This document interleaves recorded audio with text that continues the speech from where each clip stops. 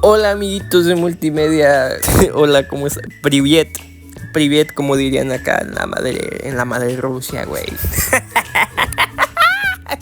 ¿Alguna vez te has preguntado cómo podemos predecir cosas que se repiten en el tiempo? Desde calcular cuánto crecerán tus ahorros hasta resolver acertijos matemáticos.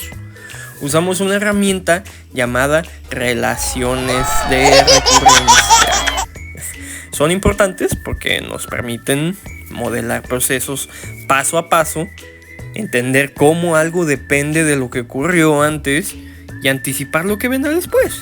En la vida diaria aparecen en la economía, en la informática, en los juegos de lógica y hasta en cómo se organizan ciertos algoritmos de búsqueda o comprensión de datos. En pocas palabras, las recurrencias son la manera matemática de describir el efecto dominó de la realidad. Imagínate que estás cocinando y tu receta dice: para el paso de hoy usaremos lo que hiciste ayer y agregarle un poco más. Eso es exactamente una relación de recurrencia, o sea, es una fórmula que te dice cómo calcular el siguiente valor usando los anteriores. Es como una cadena de WhatsApp, vaya. Cada mensaje pues depende del anterior y si uno se pierde, todo se rompe. Por eso decimos que las recurrencias son como recetas matemáticas que se van construyendo paso a paso. Pero bueno, para introducir mejor este tema, qué mejor que ir presentando los tipos de relaciones de recurrencia. Yo y mi equipo les vamos a mostrar en qué consisten y así van a ver que es un tema muchísimo más sencillo de lo que piensan, ¿saben? ¡Vamos allá!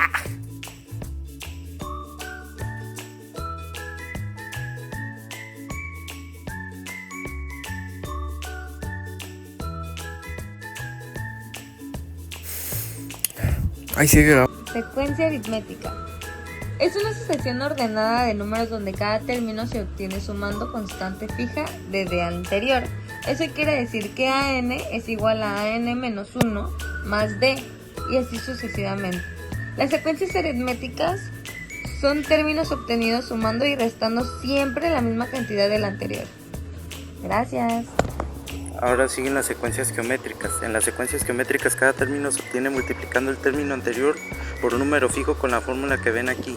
Esto nos permite calcular cualquier término multiplicando el primer término por la razón elevada a la posición anterior.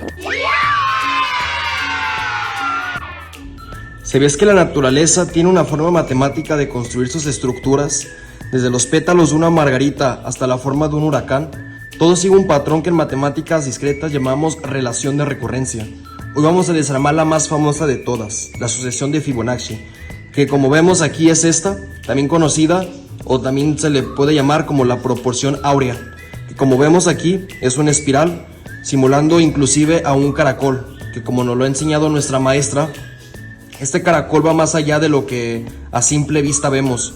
Es una sucesión matemática que al ojo humano es perfecto. Una relación de recurrencia es básicamente un número que se define a partir de sus antecesores. Es como un árbol genealógico matemático. Para Fibonacci la regla es simple. El valor actual es la suma de los dos anteriores. Pero ojo, para que cualquier recurrencia funcione necesitamos un punto de partida llamado condiciones iniciales.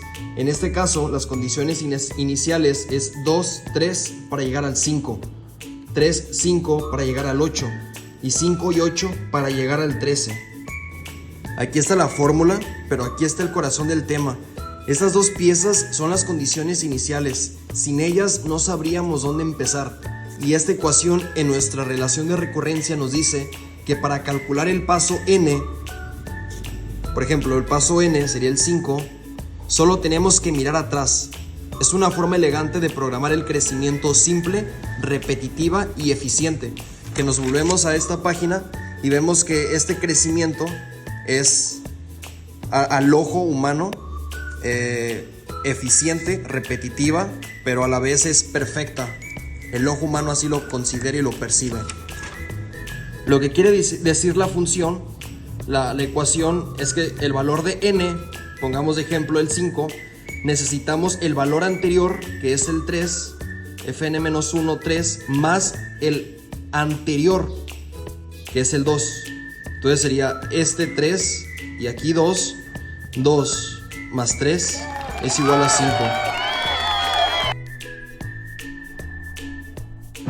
Ok, entender las secuencias cuadráticas es muy fácil. Estas simplemente son secuencias en el cual el cambio entre términos no es constante, o sea, no es la misma cantidad una y otra vez subiendo. Pueden ser patrones un poquito más complejos, como lo dice su nombre, por ejemplo, cuadrados o cubos. Y pues la fórmula básica es así: AN es igual a n, por ejemplo, al cuadrado. Cortito, simple, podemos hacer un ejemplo, por ejemplo, los números cuadrados. Vaya, aquí tenemos al 1, y de ahí al 4, de ahí al 9, de ahí, por ejemplo, al 16, y así, etcétera, etcétera, etcétera, etcétera, hasta el infinito.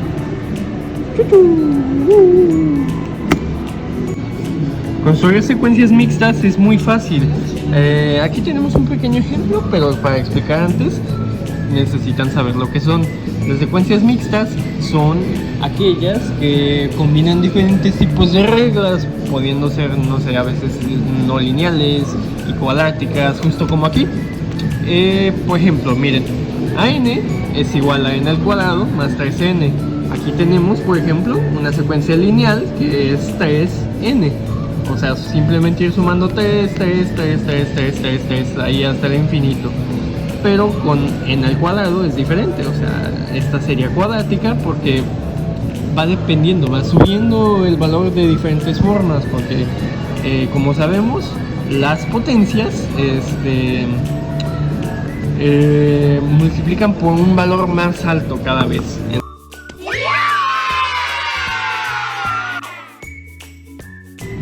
Ok, las secuencias se categorizan en cierto tipo, dependiendo de cómo sean, depende de su estructura. Nada más bien se las explico rápido para que entiendan todo. Aquí están las secuencias lineales. Estas se caracterizan por ir sumando la misma cantidad así durante toda la secuencia. Aquí, por ejemplo, se multiplica 2 veces en la cantidad anterior y 3 veces a la cantidad antepasada. Antepenúltima, bueno. Es simplemente ir sumando o restando la misma cantidad. Las no lineales son diferentes porque pues aquí ya son multiplicaciones, cambia un poco. Las homogéneas se caracterizan por solo depender de la secuencia sin términos extra. Y las no homogéneas, pues al ser lo contrario, pueden incluir un término extra que ya depende de n. Aquí están las de coeficientes constantes, que nada más consisten en que se va multiplicando la misma cantidad en cada término. Nada más es ir subiendo, multiplicando lo mismo, vaya, multiplicando por 3 o multiplicando por 2 el término anterior o el término antepenúltimo.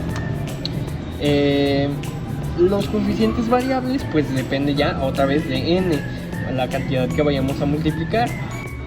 Aquí hay otras que son de primer orden, que solo dependen de un término anterior, uno nada más. Aquí sale 1. Y las de orden superior dependen de más términos previos. Aquí, por ejemplo, el término penúltimo, el término antepenúltimo y el antepenúltimo. ¿Ok? Ok.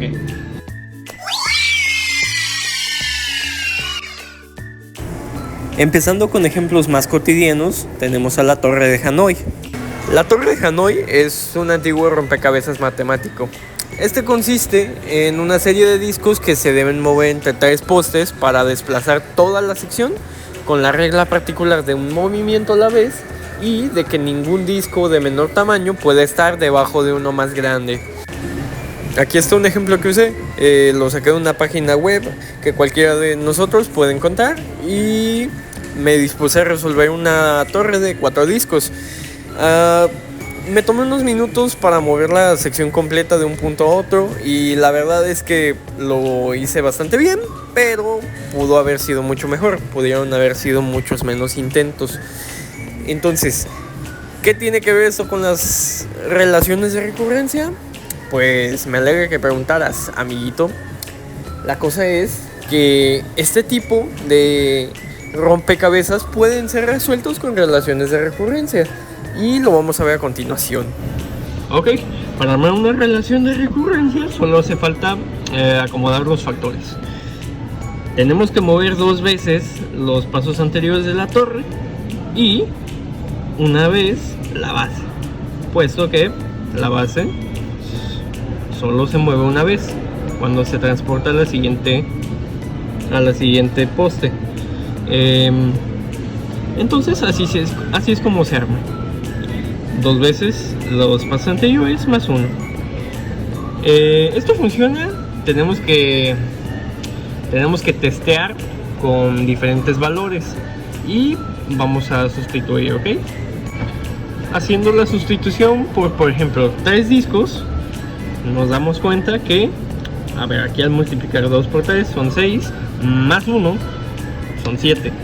En total son 7 movimientos que se necesita para cambiar de posición la torre de 3 discos. Ok, ya poniendo a prueba nuestra relación, solamente tenemos que checar si realmente se necesitan 7 movimientos para mover una torre de 3 discos. Y como es una muy simple, pues muy fácilmente lo pudimos confirmar. Realmente nuestra operación estaba bien y es algo que ya se puede aplicar a una escala más grande. Les dejo de tarea, vaya a intentarlo y checar qué tal les va, chavos.